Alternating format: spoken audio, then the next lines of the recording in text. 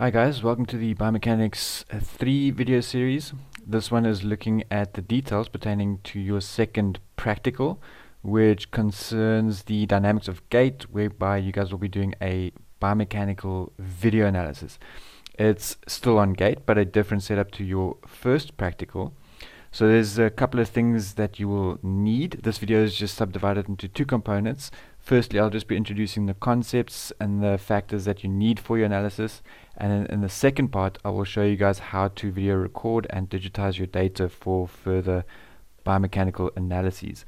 So there's four things that you guys will need for this particular prac. One is obviously your prac sheet, which has been laid out in terms of the objectives that you need to complete.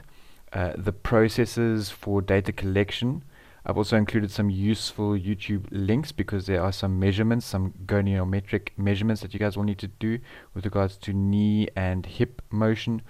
What you guys will need for your data analysis and how to complete that, as well as some post-lab review questions. So all in all, this should just take about 2 or 3 days in order to complete this practical. Alright, so that's the data sheet that you guys need. The second component that you guys will need is the Biomechanics 2 lab manual. So in this manual it lays out some details with regards to walking and what you guys will need to assess and analyze it, specifically with regards to your normative data for knee and hip range of motion, and then some details with regards to biomechanics of running that you guys should already be familiar with. The other reason that this lab manual is of use is that around about page 39 it details how to download the tracker motion analysis software. So this is the software that's free to download. Here are the step-by-step instructions on how to get access to it on your laptop. That will allow you to digitize your video. So that's the second thing that you guys need. The third thing that you guys need is the mechanics running template.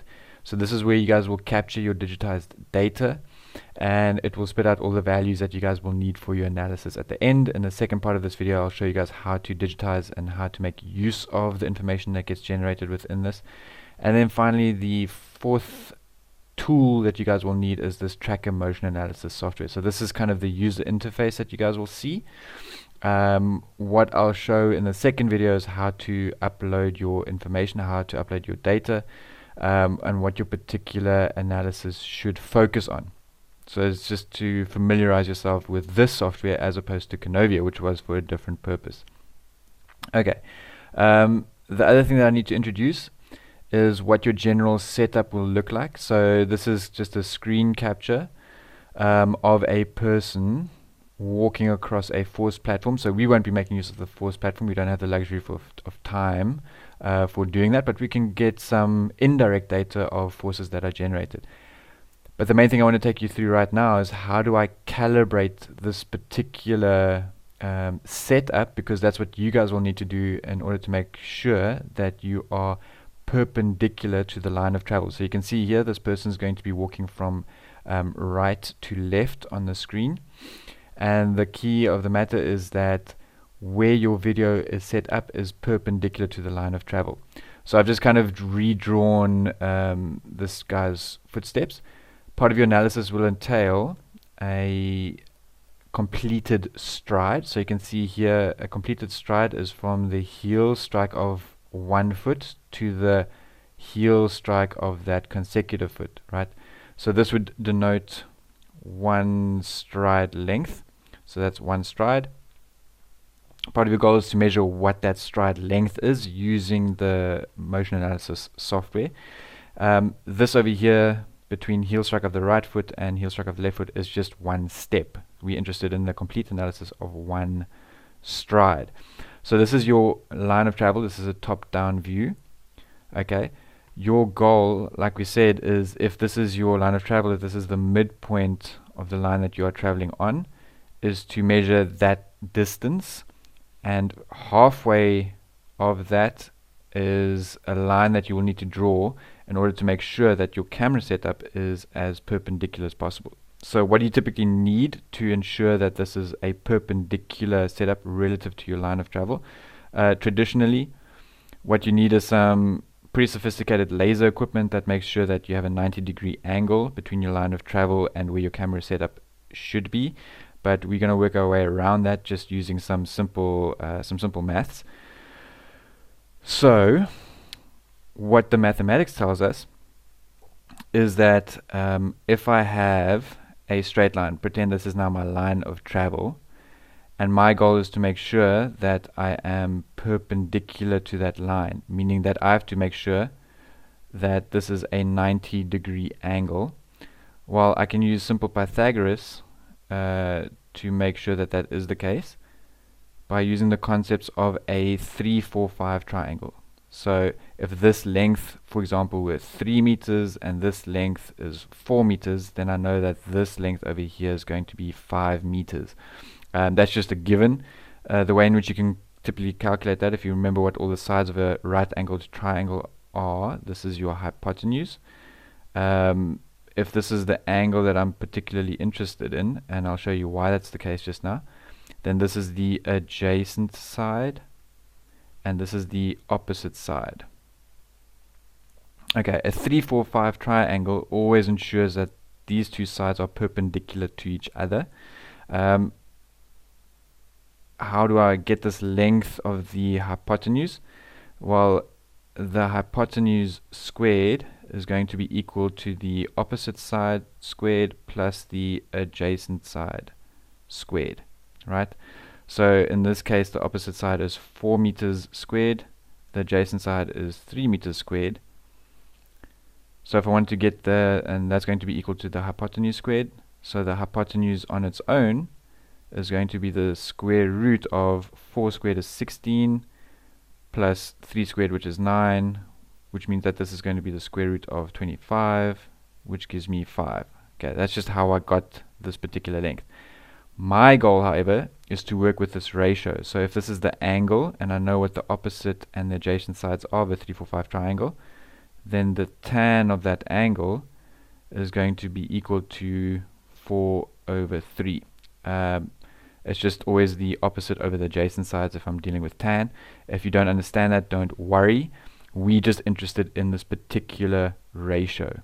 Alright, so if you know what the stride length is of a person, you would want to measure what that length is. Say, for example, this person had a particular stride length of 2 meters. The halfway point is what I'm interested in between the length of that stride. So this is my starting point. I'd measure then halfway, which is 1 meter. I'd place a marker over here, and I'd want to measure a particular length out from there.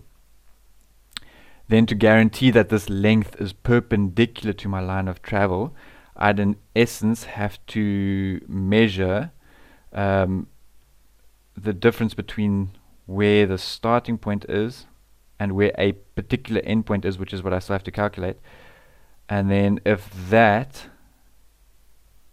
difference between the starting point and endpoint, this length over here, is equal to my calculations for the hypotenuse, then I know that these two lines are perpendicular to each other. Okay, so if I know that this is 1 meter, I'd have to try and find what that length has to be, and then I'd have to calculate what this length has to be in order to make sure that these two lines are perpendicular to each other.